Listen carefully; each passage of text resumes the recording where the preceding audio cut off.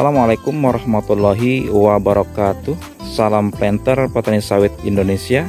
Salam tandan berduri. Sahabat sawit rakyat, jumpa lagi dengan channel kesayangan kita ini. Dan semoga sahabatku dalam keadaan sehat, dan yang sudah berkebun semoga hasilnya selalu berlimpah. Oke sahabat sekalian, pada kesempatan kali ini saya akan coba untuk membahas bagaimana cara agar sawit kita ini tidak berhenti berbuah.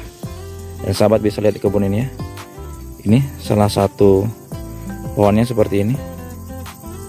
Dan kita coba ya lihat pohon yang lainnya, agar nanti jangan ada kesan bahwa ini hanya dipilih gitu ya. Kita coba lihat lagi yang ini juga ya. Ini sahabat ya. Pohon di sini alhamdulillah bisa buahnya lebat-lebat seperti ini. Dan karena inilah saya akan coba berbagi kepada sahabatku sekalian pengalaman saya untuk menghasilkan buah yang bisa seperti ini. Ini masih rendah-rendah sahabat. Ini kan buahnya rata-rata itu berkeliling ya sahabat ya. Jadi sahabat sekalian, ada beberapa hal yang harus kita lakukan agar sawit kita tidak berhenti berbuah ya sahabat. Jadi pembahasan kita kali ini bagaimana sawit kita tidak berhenti berbuah. Jadi yang pertama sahabat, syarat yang pertama itu kita harus mengendalikan gulma di kebun kelapa sawit kita. Ini contohnya seperti ini sahabat ya. Diperhatikan gulmanya. Saya tidak melakukan semprot total sahabat. Itu ya. Jadi saya hanya membersihkan di sekitar piringan kelapa sawit saja seperti ini. Ini kan. Kita bersihkan seperti ini. Ini juga ya. Kita bersihkan di sekitar piringannya saja. Dan yang jauh dari pohon itu kita biarkan seperti itu sahabat, agar tetap hijau. Jadi ini yang pertama adalah pengendalian gulma tanaman kelapa sawit kita. Kemudian yang kedua sahabat, agar sawit kita ini tidak berhenti berbuah, kita melakukan yaitu dengan menjaga kelembaban kebun kita. Jadi menjaga kelembaban itu termasuk yang seperti ini tadi sahabat. Tidak kita semprot total. Dan ini kalau terjadi panas nanti di bawah sini masih lembab sahabat ya. Dan kalau kita semprot total. Kemudian kita menjaga kelembaban ini juga kita bisa dengan memberikan pupuk kandang sahabat. Pupuk kandang atau juga kita bisa memberikan jangkos seperti ini sahabat ya. Ini bekas-bekas jangkos yang sudah saya tabur sebelumnya dan sudah mulai hancur di sini sahabat ya. Itu cara yang kedua. Jadi dengan menjaga kelembaban kalau ingin sawit kita tidak berhenti berbuah. Itu sahabat ya. Kemudian sahabat, cara yang ketiga yang tidak kalah pentingnya adalah kita melakukan penjadwalan pruning sahabat.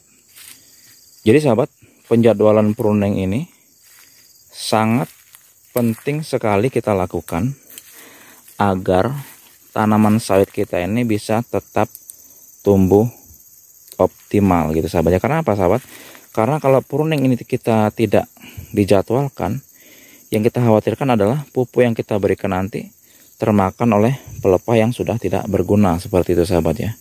Makanya kalau sahabat menjadwalkan misalnya setahun 2 kali pruning, yaitu harus selalu dijaga jadwalnya dengan kontinu sahabat. Juga yang perlu sahabat perhatikan bahwa hal yang tidak kalah pentingnya adalah bahwa kita ini melakukan pruning dulu, baru kemudian pemupukan gitu sahabat. Jadi kita jangan sampai salah melakukan, kita pupuk dengan kondisi pelepah yang banyak. Setelah kita pupuk baru kita melakukan pruning. Ini kurang efektif sahabat, karena nanti unsur hara pupuk yang kita berikan akhirnya terbuang sia-sia, termakan oleh pelepah yang tidak berguna. Itu sahabatnya. Jadi yang ketiga, penjadwalan pruning ini sangat besar peranannya bagi pertumbuhan tanaman kelapa sawit kita, sahabat. Kemudian yang berikutnya, sahabat, yang keempat adalah tentang pemupukan, sahabat. Dan pemupukan ini, sahabat, untuk sawit yang sudah berbuah seperti ini, itu perlakuannya berbeda dengan sawit yang belum menghasilkan. Jadi kalau untuk sawit yang sudah menghasilkan, pupuk yang harus kita berikan adalah yang mengandung kadar kaliumnya itu yang tinggi, sahabat. Karena kalium ini fungsinya adalah untuk merangsang pertumbuhan bunga seperti ini, sahabat ya, bunga, kemudian memperbesar buah dari tanaman kelapa sawit kita. Jadi kalau sahabat menggunakan pupuk majemuk, katakanlah NPK, carilah NPK itu yang mempunyai kadar kalium yang tinggi, sahabat.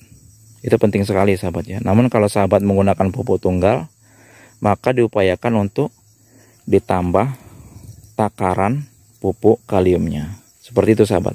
Itu urutan yang keempat adalah pemupukan yang mengandung kadar kalium yang tinggi. Itu, sahabat ya. Kemudian, sahabat, yang selanjutnya adalah yang kelima, itu sahabat harus menghilangkan faktor pembatasnya. Jadi faktor pembatas yang dimaksud adalah itu berbeda-beda sesuai dengan kondisi kebun sawit sahabat. Sebagai contoh, kalau kebun sawit sahabat di tempat yang tergenang air atau di gambut, maka faktor pembatas yang harus dihilangkan adalah genangan airnya, sahabat. Genangan air harus sahabat hilangkan, kemudian sahabat harus tambahkan magnesiumnya untuk menghilangkan keasaman atau pupuk dolomit seperti itu. Dan kalau kebun sahabat adalah kebun yang banyak mengandung pasir atau di dataran yang tinggi, makanya sahabat harus menciptakan kondisi kebun itu agar selalu lembab, sahabat ya. Dan kondisi lembab ini bisa sahabat ciptakan dengan memberikan pupuk kandang, pupuk kompos, atau juga yang lebih mudah didapat itu adalah janjangan kosong. Seperti itu, sahabat ya, agar kondisinya tetap lembab ya, sahabat. Sahabat pelintir sekalian, dari video ini dapat ditarik suatu kesimpulan bahwa agar sawit kita ini tidak berhenti berbuah, maka ada beberapa hal yang harus sahabat persiapkan. Yang pertama yang harus sahabat persiapkan adalah pengendalian gulma. Itu yang pertama. Kemudian yang kedua adalah menjaga kelembaban kebun sawit sahabat. Yang ketiga, penjadwalan pruning secara teratur. Yang keempat, pemupukan dengan kadar kalium yang tinggi. Kemudian yang kelima, sahabat harus menghilangkan faktor pembatasnya.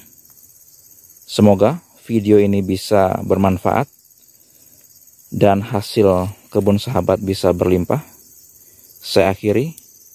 Assalamualaikum warahmatullahi wabarakatuh.